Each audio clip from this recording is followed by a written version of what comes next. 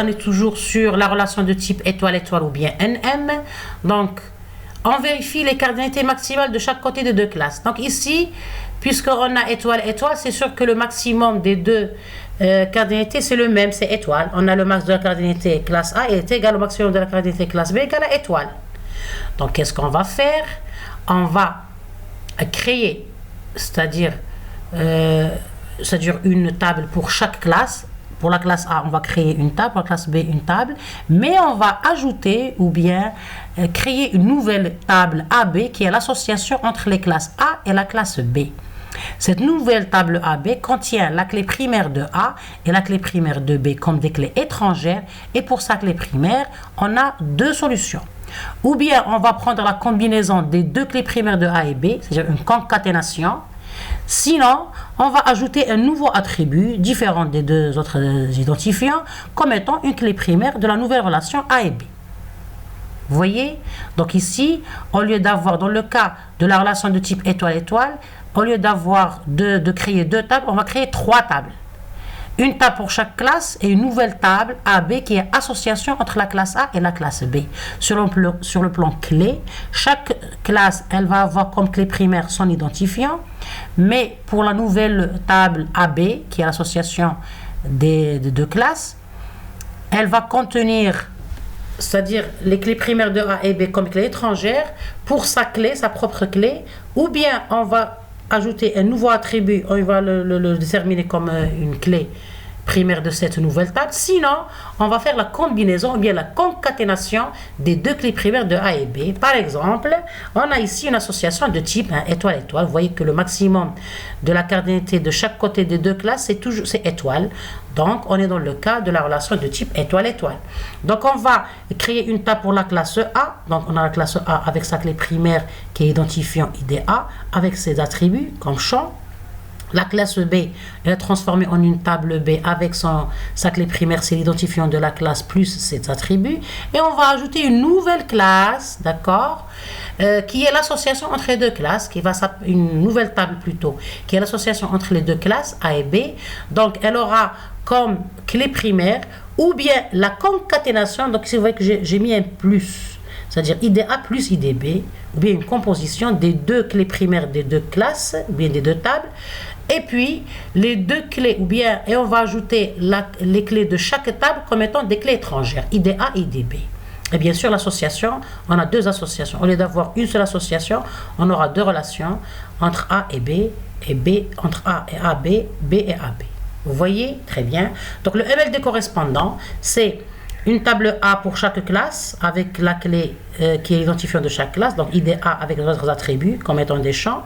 Pour la classe B, on a la relation B avec sa clé primaire qui est identifiant IDB plus les autres champs. La nouvelle table créée qui est AB, elle va contenir comme clé primaire la concaténation des deux clés des deux classes plus chaque identifiant de chaque classe, il est transformé ou bien migré comme étant une clé étrangère, IDA, IDB, plus les attributs, c'est-à-dire éventuels de chaque... bon, ici, il y a une erreur. J'enlève ici le IDB. Non, ici, on va ajouter c'est-à-dire des attributs qui sont spécifiques à la nouvelle relation. Ici, je parle que de la clé primaire IDA plus IDB. Avec les clés étrangères, c'est IDA et IDB.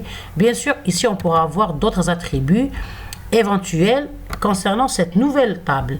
Mais pour les attributs des deux classes, ils vont être contenus dans les tables de chaque classe, bien, qui est représentée ou bien transformée en table.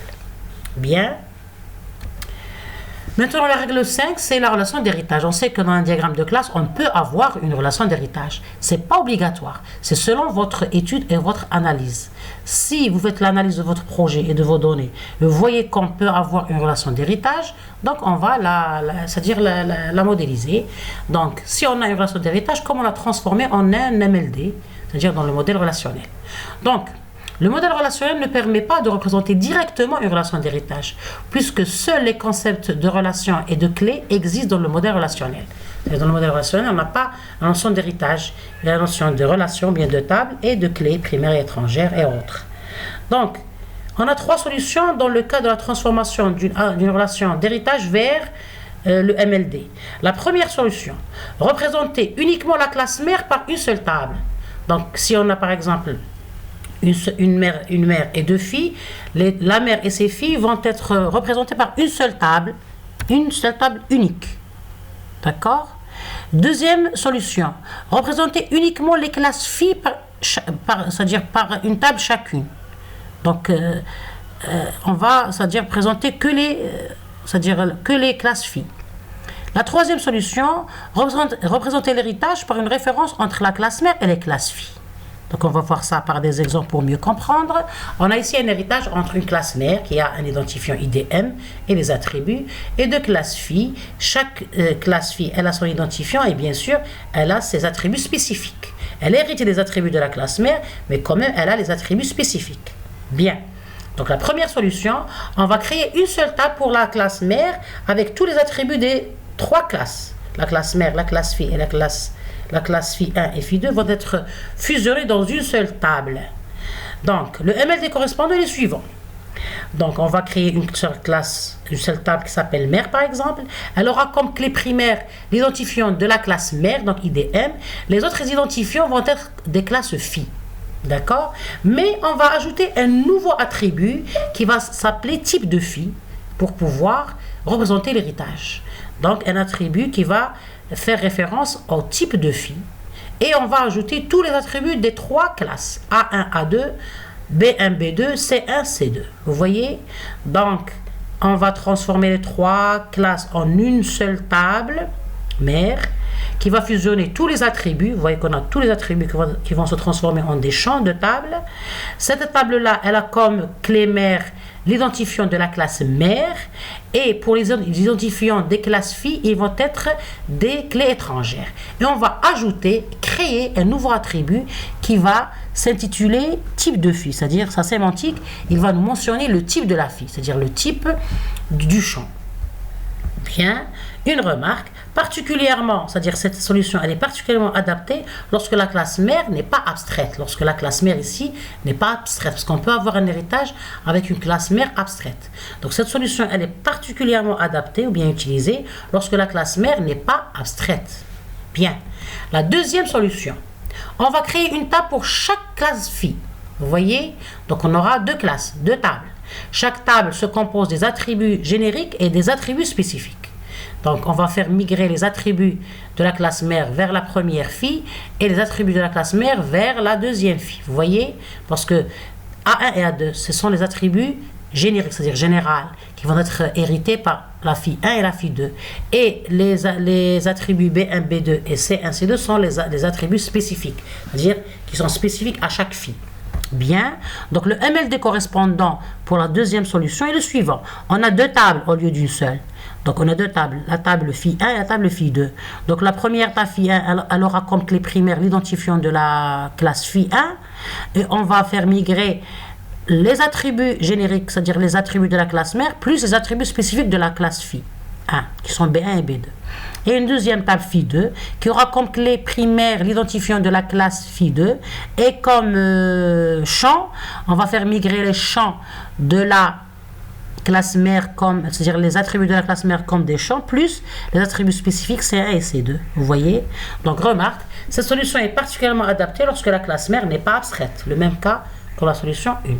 Maintenant, la solution 3, on va créer une table pour chaque classe et bien sûr des associations.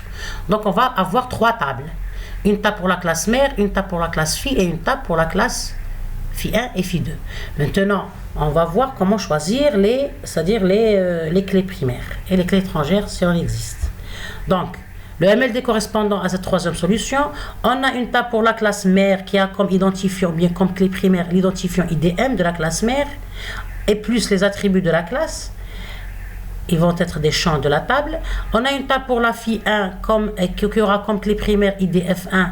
Bien sûr, on a comme clé étrangère l'identifiant de la classe mère.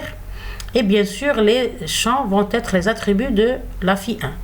Pour la fille 2, elle aura comme clé primaire son identifiant, c'est-à-dire l'identifiant de la classe fille 2 qui est IDF2, plus comme clé étrangère IDM qui est l'identifiant de la classe mère, et bien sûr les champs qui sont les attributs spécifiques de fille 2 qui sont C1 et C2. Donc, bien sûr, particulièrement adapté lorsque la classe mère n'est pas abstraite.